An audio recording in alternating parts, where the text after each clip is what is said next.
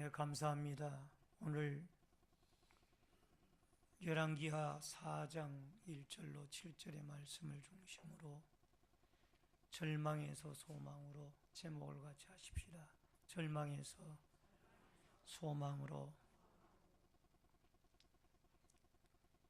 엘리사 선지자 시대에 선지 학교가 세워졌고 또 그 선지 학교에서 많은 선지 생도들이 훈련을 받아서 하나님을 믿는 여호와의 종교를 많은 사람들 앞에 전파하고 또 신앙의 정절을 지켜나가는 그런 모습을 볼 수가 있었습니다. 그런데 선지생도의 한 가정에 문제가 생겼습니다. 선지생도가 죽고 가장이 없는 상태에서 선지생도의 가족인 이 미망인인 아내와 두 아들이 뒤에 남게 되어졌는데 또 그들이 경제적으로 매우 어려워서 이제 아내와 두 아들이 채주에게 종으로 팔려가게 되어질 위기의 입장에 있었습니다. 이런 심각한 문제를 이 선지생도의 아내는 그 당시 선지학교의 교장이나 다름이 없던 엘리사 선지자에게 가서 부르짖고 또 고하게 되어집니다. 이러한 문제를 선지학교의 교장격인 엘리사 선지자가 하나님과의 관계 속에서 이 어려운 문제를 어떻게 풀어나가고 어떻게 해결해 나가는가를 여러분과 제가 좀 더 이 말씀 속에서 관심 있게 집중을 하고 또 하나님의 성령이 깨닫게 하심을 따라 이 시간도 말씀을 통하여 은혜를 받고 또 깨달음을 얻는 귀중한 시간이 되어질 수 있기를 주의 이름으로 축원합니다. 우선 첫 번째로 부르짖어 기도하게 됩니다. 여러분 1절 말씀을 같이 읽겠습니다. 열왕기하 4장 1절. 선지자의 제자들의 아내 중의 한 여인이 엘리사에게 부르짖어 이르되 당신의 종 나의 남편이 이미 죽었는데 당신의 종이 여호와를 경외하는 줄을 당신이 아시는 바니이다. 이제 빚준 사람이 와서 나의 두 아들을 데려다 그의 종을 삼고자 하나이다 하니. 여러분 여기 1절에 보면은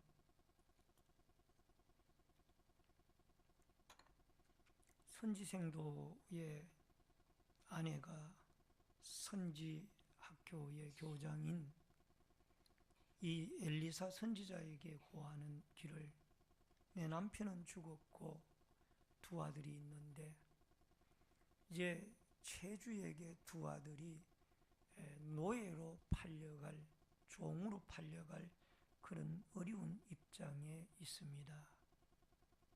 근데 여기에서 중요한 단어가 하나가 있습니다. 그게 뭔고 하니 이 한 여인이 엘리사에게 부르짖어라는 이 부르짖어라는 단어입니다. 이 부르짖어라는 단어가 히브리어 원문에 보니까 차카라는 단어로 쓰여졌습니다. 근데 그 차카의 원형이 차크라는 단어입니다. 이 차크라는 그 원형의 뜻이 무엇인고 하니 천둥처럼 소리나다라는 뜻입니다. 이 부르짖어라는 그 차크라는 원형의 히브리 원문의 뜻이 천둥처럼 소리나다라는 뜻이에요. 그래서 원어적으로 볼 때 큰 고통 가운데 도움을 요청하며 부르짖거나 몹시 흥분하여 절규를 바라는 것을 의미합니다. 여러분 이 단어는 약자들이 주로 절망의 상황에서 그들의 통치자나 하나님께 간절히 탄원하여 부르짖는 것을 묘사할 때 사용이 되어지는 단어입니다. 이 단어가 출애굽기 3장 7절에도 나오는데, 거기에도 보면은 여호와께서 이르시되 내가 애굽에 있는 내 백성의 고통을 분명히 보고 그들이 그들의 감독자로 말미암아 부르짖음을 듣고 그 근심을 알고, 여기에 부르짖음이 자크입니다. 똑같이 여기 엘리사에게 여인이 와서 부르짖는 그 부르짖음이나, 이스라엘 백성들이 이 노예로 애굽에서 고통을 당하는데 벽돌 굽기와 성을 쌓는데 온 그 이스라엘 백성들이 수모를 당하고 착취를 당하고 노동력을 착취당하고 고통 중에 있을 때에 그들이 하나님에게 부르짖어, 그 부르짖어가 자크입니다. 하나님 앞에 마치 천둥 소리처럼 소리내어서 그들의 고통의 현장을 하나님 앞에 고하게 되어지는 것. 여러분, 이스라엘 백성들이 노예 생활을 하면서 얼마나 힘들었겠습니까? 날이면 날마다 벽돌 굽기와 또 학대받으며, 어린아이가 태어나면 남자아이면 무조건 다 나일강에 던져야 되고, 참 고통 가운데 그들이 있었습니다. 그때 부르짖는 거예요. 하나님에게 부르짖어. 자크. 따라하십시다. 자크. 부르짖는 거예요. 천둥 치는 소리가 들리듯이 하나님 앞에 부르짖는 거예요. 그래서 그 부르짖음을 하나님이 들으시고 모세를 통하여 이스라엘 백성들을 구출해 내기 시작하는 모습을 우리는 보게 됩니다. 사무엘상 1장 10절에도 한나가 마음이 괴로워서 여호와께 기도하고 통곡하며, 처절한 상황에서 아이를 낳지 못한다는 이유로 작은 부인 브닌나에게 엄청난 고통과 어려움 속에 있을 때에 한나가 하나님의 전에 나와 통곡하며 기도하고 부르짖는 것. 시편 50편 15절에 보니까 환난 날에 나를 부르라, 내가 너를 건지리니 내가 나를 영화롭게 하리로다. 우린 어려운 문제가 발생되어지면 그 문제를 가지고 자꾸 하나님께 나와서 부르짖어야 됩니다. 마치 천둥 소리가 하나님 앞에 들려지는 것처럼 우리 하나님의 이름, 아버지 하나님, 전능자 하나님의 이름을 부르면서 여러분과 제가 부르짖고 기도하게 되어질 때 하나님은 분명히 여러분과 저의 기도를 받으시고 우리의 어려운 문제들을 해결해 주시는 놀라운 역사가 나타나게 되어질 줄로 믿습니다. 복음송 가운데 오늘 집을 나서기 전이라는 복음송이 있습니다. 오늘 집을 나서기 전 기도했나요? 오늘 받을 은총 위에 호소했나요? 기도는 우리의 안식, 빛으로 인도하니 앞이 캄캄할 때 기도 잊지 마세요. 따라하십시다. 앞이 캄캄할 때 기도 잊지 마세요. 우리는 환난 날에 하나님 앞에 기도하게 되어질 때 하나님은 그 기도를 받으시고 응답하시는 놀라운 역사가 있게 되어질 줄로 믿습니다. 여러분, 6.25 전쟁 당시에 있었던 일입니다.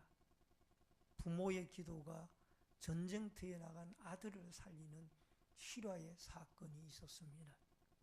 한 그리스도인인 부부가 아들을 최전방의 전쟁, 6.25 전쟁 당시에 전쟁터에 내보내면서 간곡히 당부하는 말이 있었습니다.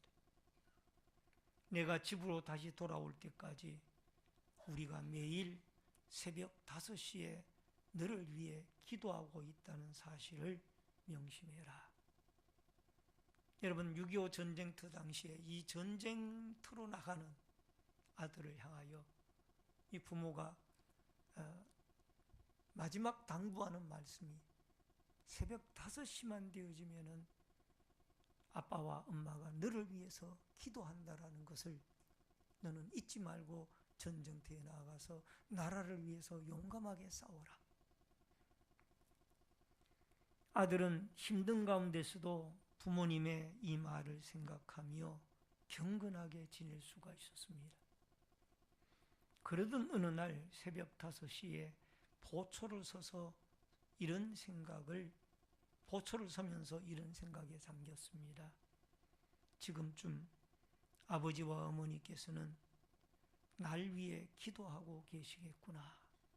새벽 5시가 되니까 보초를 서다가 시계를 보면서 새벽 5시가 되니까 지금 이 시간에도 아버지와 어머니께서 나를 위해서 하나님께 기도하시겠구나.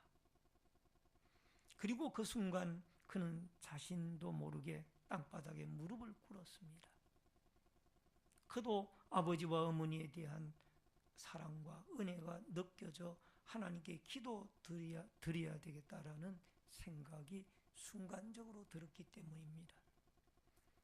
바로 그때 그가 무릎을 꿇음과 동시에 그의 머리 위로 날쌔게 총알이 날아갔습니다. 그러나 무릎을 꿇었기 때문에 그는 목숨을 구할 수가 있었던 것입니다. 할렐루야. 여러분, 그는 아버지 어머니가 드리는 기도를 생각을 하고 하나님 앞에 무릎을 꿇는 순간에 총알이 머리 위로 날아간 것. 하나님이 그를 기도를 통하여 만약에 그가 기도하지 아니하고 그대로 서 있었다라면 그 총알이 그 중심을 뚫고 나가서 그는 아마 목숨을 잃었을 겁니다. 그러나 무릎 꿇고 기도하는 순간에 총알이 위로 날아가고 하나님이 그 기도하는 부모의 전쟁터에 나간 아들의 생명을 살려주는 역사가 일어나게 되어졌던 줄로 믿습니다. 따라하십시다. 기도를 통하여 어려운 문제가 해결받고 우리의 영육이 소성하는 은혜의 역사를 경험합시다. 아멘.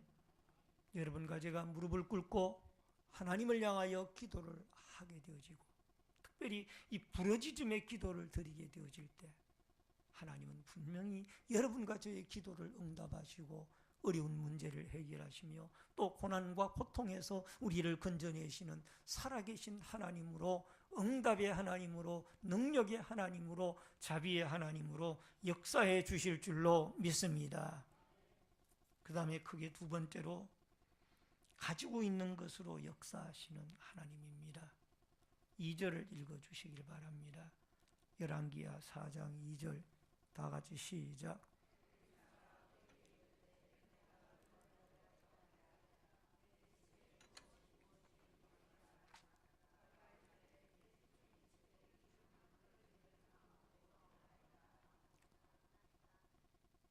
여러분, 여기 엘리사가 너의 집에 무엇이 있냐 그렇게 묻습니다. 그러니까 뭐라고 대답합니까? 대답을 뭐라고 합니까? 계집종의 집에 한 병 기름 외에는 아무것도 없나이다. 그러니까 기름 한 병밖에 없다는 거예요. 너무너무 가난해서. 근데 하나님은 선지생도의 아내에게 가지고 있던 그 기름 한 병을 가지고 역사를 하기 시작합니다. 엘리사 선지자가 여인에게 지시를 합니다.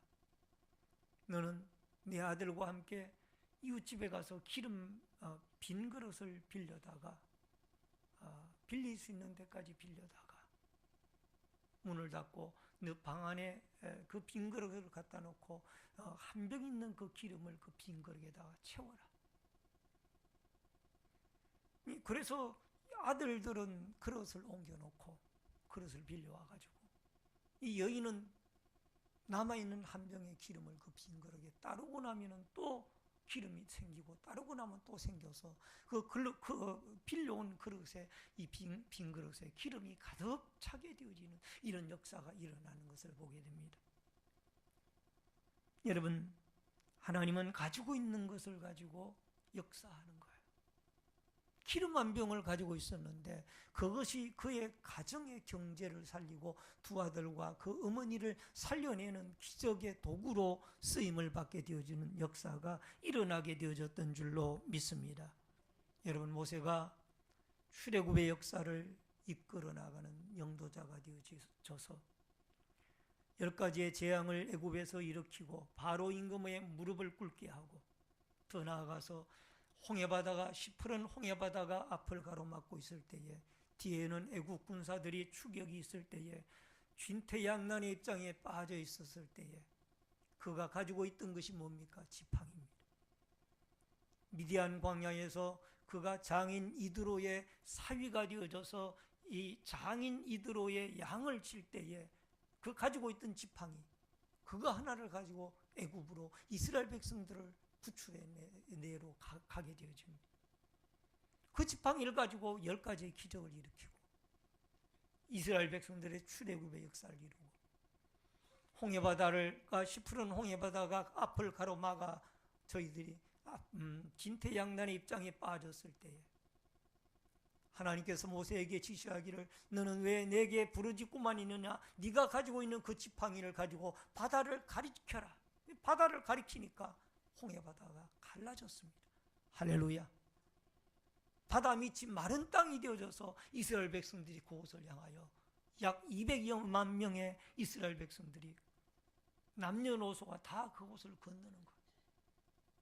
그 갈라진 바다에 따라 들어갔던 애굽의 군사들은 죽게 되어지고 이스라엘 백성들은 살게 되어지죠. 모세가 가지고 있던 양을 칠 때 사용하던 지팡이 하나를 가지고 하나님은 역사를 이룹니다. 여러분, 다윗이 블레셋의 장수인 골리앗과 싸울 때에 골리앗은 엄청나게 배틀채와 같이 큰 창과 칼을 가지고 나왔지만, 갑옷을 입고 나왔지만, 이 다윗은, 여러분, 그가 아버지 이새의 양을 칠 때에 연습을 하고 사용을 하던, 양을 해치러 오는 그 짐승들을 막을 때에 사용하던 물맷돌 5개를 가지고 싸우러 나아갑니다. 물론 나는 만군의 여호와 하나님의 이름을 가지고 나아가노라 라면서 나아가지만, 사무엘상 17장 49절에 보니까 손에 주머니를 넣어 돌을 가지고 물매를 던져 블레셋 사람의 이마를 치매 돌이 그의 이마에 박히니 땅에 엎드러지니라. 다윗이 가지고 있던 것은 물맷돌 5개예요. 그걸 가지고 그 어마어마한 적수인 골리앗의 이마에 맞춰서 결국 그를 쓰러뜨리고 이 전쟁에서 승리를 하게 되지 않습니다. 가지고 있는 것을 가지고 하나님은 쓰시고 역사를 하십니다. 여러분, 로만 빈센트 필이라는 유명한 상담가이자 목사님이 계십니다. 적극적 사고방식이라는 책을 써서 이분이 많이 알려진 분입니다. 이분에게 어느 날 50대 젊은 사람이 죽겠다고 찾아왔습니다.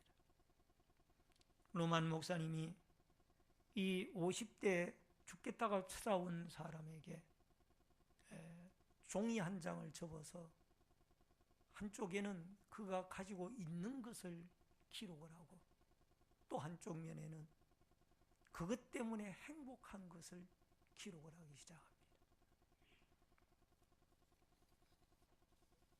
로만 목사님이 죽겠다고 찾아온 이 젊은이에게 묻습니다. 당신은 아내가 있습니까? 아내가 있습니까? 라는 그 문구를 종이 한쪽 면에다가 적습니다. 그리고 다른 한쪽 면에다가 있다라고 대답을 하니까, 당신은 아내가 있으니까 행복합니다. 행복합니다. 라는 말을 적습니다. 또 묻습니다. 자식은 있습니까? 예, 있습니다. 또 적습니다. 자식이 있습니다. 한쪽 면에는 자식이 있어 믿음직합니다. 라고 적습니다. 또 묻습니다. 몸은 건강합니까? 예, 몸은 건강합니다. 또 한쪽 면에다가 적습니다. 몸이 건강하니 소망이 있습니다.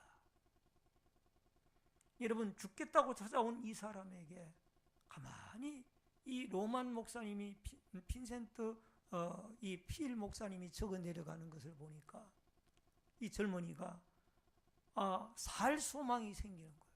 자기에게 가진 것이 너무나 많은 거예요. 그래서 죽겠다고 왔던 이 사람이 나는 이제 살 겁니다라는 생각을 바꾸고 돌아갔다는 거예요. 할렐루야. 하나님이 주신 것이 너무 많은데 그 주신 것은 생각하지 못하고 없는 것만 생각을 하다 보니까 죽으려고 하는 거예요. 여러분 마찬가지입니다. 하나님이 우리에게 주신 것들이 너무나 많습니다. 여러분과 저에게 천국을 주셨지 않습니까? 영혼 구원함을 주셨지 않습니까? 섬길 수 있는 예배당과 교회를 주셨지 않습니까? 직분을 주셨지 않습니까? 할렐루야. 여러분 우리에게 건강을 주시고 아내를 주시고 남편을 주시고 자녀를 주셨지 않습니까? 우리는 없는 것 때문에 불행해하고 없는 것 때문에 절망하고 좌절할 때가 많이 있어요. 이 여인에게도 기름 한 병이 있었다라는 거예요. 한 병에 있는 그 기름을 가지고 하나님이 역사하기 시작하니까 그 있는 빚을 다 갚고 청산하고도 두 아들과 함께 생활할 수 있는 그 넉넉한 삶을 살아갈 수 있는 삶의 길이 열리워지는 거예요. 따라하십시다. 있는 것을 가지고 역사하시는 하나님을 바라봅시다. 아멘. 광야 생활을 하는 이스라엘 백성들처럼 늘 주신 것은 생각하지 못하고 주시지 아니하고 없는 것만 불평하고 원망하다 죽는 사람들이 되지 말고, 여러분 모든 것을 우리에게 풍성하게 주시는, 때를 따라 기회를 따라 우리에게 필요한 것을 주시는 그 하나님을 바라보고 날마다 소망 가운데 살아갈 수 있는 여러분과 제가 되어질 수 있기를 주의 이름으로 축원합니다. 마지막 세 번째로, 순종은 기적을 낳습니다. 5절을 같이 읽겠습니다. 여인이 물러가서 그의 두 아들과 함께 문을 닫은 후에 그들은 그릇을 그에게로 가져오고 그는 부었더니. 여러분 교장격인 엘리사, 선지학교의 교장인 엘리사는 많은 그릇을 빌려다 놓으라고 말씀하셨고, 그리고 그 빌려온 그릇에 문을 닫고 기름을 부으라고 말씀을 했습니다. 그랬더니 선지생도의 아내와 두 아들이 그릇을 빌려와서 문을 닫고 엘리사 선지자가 시키는 대로 남아있는 한 병의 기름을 그 빌려온 그릇에 부었더니 계속해서 기름이 그 빈 그릇에 차고, 빌려온 그릇에 그 기름이 다 차게 되어졌을 때 기름이 떨어지게 되어집니다. 여러분, 하나의 큰 기적이죠. 선지생도의 경제적 문제를 해결해 주시는 큰 기적의 역사입니다.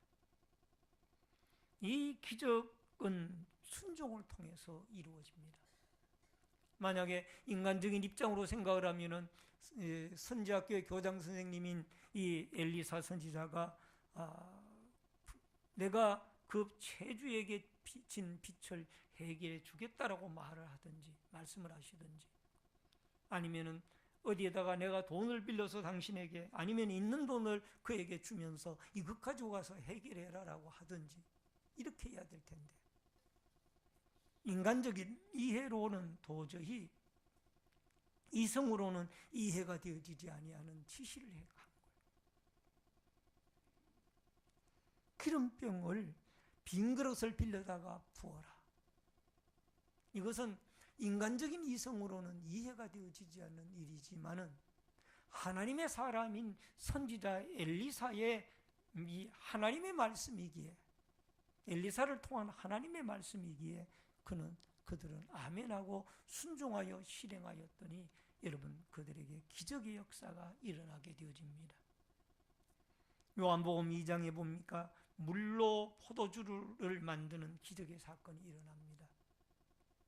예수님의 공생의 생애 사건 가운데 첫 번째 기적의 사건이 바로 가나 혼인잔치에서 일어나게 되어지는데, 여러분 요한복음 2장 8절에 보면은 이제는 떠서 연회장에게 갖다 주라 하심에 갖다 주었더니 라는 말씀이 나옵니다.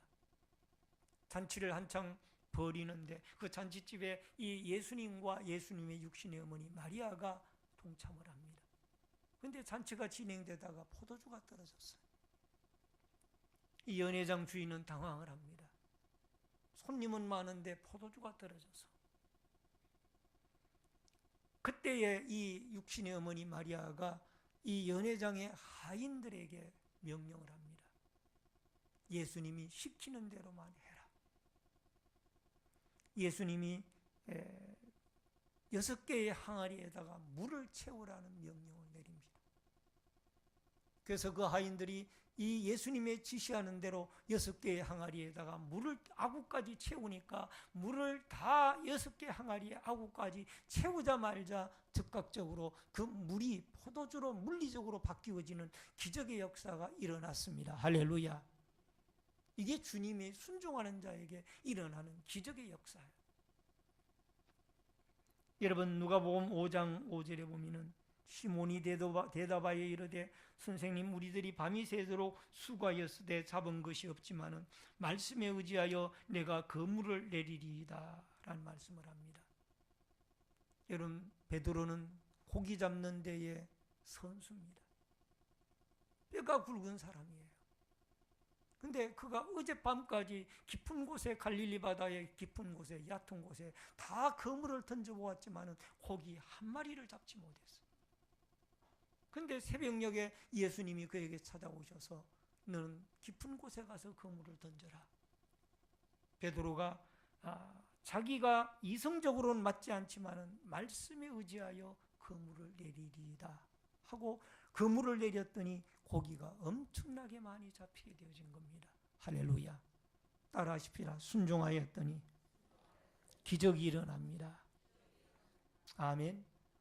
여러분 인간의 이성이 인간의 짧은 지식이 여러분 하나님에게 순종하는데 자꾸 방해가 됩니다. 인간의 이성이나 인간의 짧은 지식은 성경대로가 아니라 세상의 관습이나 풍습이나 세상의 어떤 인간적인 이성으로 잣대로 자꾸 이 하나님의 역사를 생각하려고 하니까 이게 맞질 않는 거죠. 이 사이에서 우리 성도들이 늘 고민을 하고 고통을 당하는 거예요. 여러분 말씀에 순종하면 기적이 일어납니다. 따라하십시다. 믿음으로 말씀에 순종하면 기적이 일어납니다. 오늘날 옛날보다가 우리의 선조 시대 때보다가 기적이 많이 일어나지 않는 이유 가운데 하나가 인간적인 잣대나 인간적인 이성적인 판단을 가지고 자꾸 모든 성경의 진리를 갖다가 잣대를 이해하려고 하니까 여기에서 기적이 일어나지 않는 거예요. 믿겨지지가 않고. 죽은 사람이 어떻게 살아나느냐. 예수님 한 분이 죽었는데 그분의 피가 어떻게 우리 모든 죄를 씻느냐. 인간적인 이성으로 이해하려고 그러면 여러분 이런 것들이 이해가 안 되는 거예요. 성경 말씀대로 믿게 되어지면 우리는 예수의 십자가의 피로 죄사함을 받고 여러분과 제가 구원함을 받으며 예수님이 믿는 자에게 주시는 성령의 역사로 말미암아 우리는 여러분 사람은 하지 못하되 성령은 할 수 있나니 성령의 인도함을 받아 승리하는 그리스도인으로서의 기적을 맛보는 승리의 삶을 살아갈 수가 있을 줄로 믿습니다. 말씀을 드립니다. 선지생도의 아내가 극심한 가난으로 인해서 하나님의 사람인 엘리사 선지자에게 가서 부르짖습니다.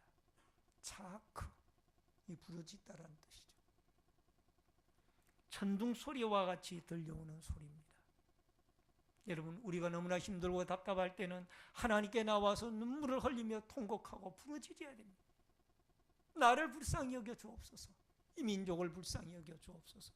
우리 교회를 또 우리의 내가 알고 있는 그 어떤 사람들을 하나님이 긍휼히 여겨 주옵소서. 여러분 이렇게 우리가 부르짖고 기도하게 되어질 때 여러분 어려운 문제가 해결되어질 뿐만 아니라 우리의 영육이 신앙이 우리의 삶이 소성케 되어지는 아름다운 역사들이 일어나게 되어질 줄로 믿습니다. 하나님은 아무리 작은 것이라도 우리가 가지고 있는 것을 가지고 역사를 하십니다. 우리는 없는 것을 크게 보지 말고 하나님이 나에게 주신 작은 것이라도 내게 주신 그것을 통하여 하나님은 얼마든지 주님이 역사하시면 크게 역사할 수 있다라는 이 사실을 기억하고 내게 주신 것을 감사하고 그것을 통하여 역사하실 하나님을 바라보며 소망 중에 승리하며 살아갈 수 있기를 주의 이름으로 축원합니다. 말씀을 순종하는 자에게 주님은 기적을 일으킵니다. 여러분, 아담과 하와가 불순종하여 에덴 동산에서 쫓겨났고 그들에겐 죽음이 왔습니다. 그러나 첫 번째, 두 번째 아담인 예수 그리스도가 하나님의 말씀에 순종하여 십자가를 지심으로 말미암아 순종하는 모든 자들에게 구원을 주시고 뿐만 아니라 기적의 역사를 나타내십니다.